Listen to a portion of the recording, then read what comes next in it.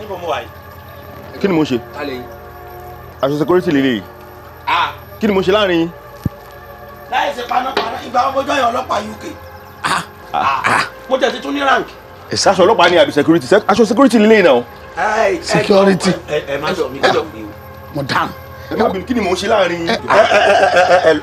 Contractor lè mi mo wá gba contract lọ́wọ́ ìjọba ni. Kí ni mo ṣe láàrin? Contractor ta ni contractor? Ẹjọ́ ta ló dá police school lẹ̀ sí bíbáyìí. Sáwọn ẹbí mi náà wá fi mí sí police station bíbáyìí. Kí n máa kọ́ sí ọlọ́pàá ní primary. Aṣọ police lele ni. Aṣọ security lele náà. Secure.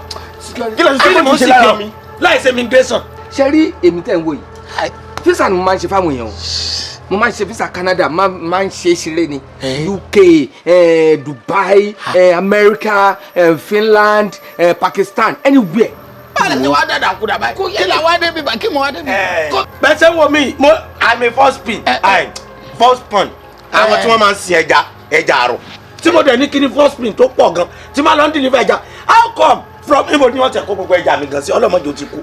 Ta ló gbé mi wá sí police station? Ẹ jẹ́ ká ní sùúrù fúnra wa. Ẹ jẹ́ ká ní sùúrù fúnra wa. Ẹ jọ ẹ wò mí sẹ́rẹ́ mi tẹ̀ ń wò yìí. Sífù ni mi. Sífù kan ni mi.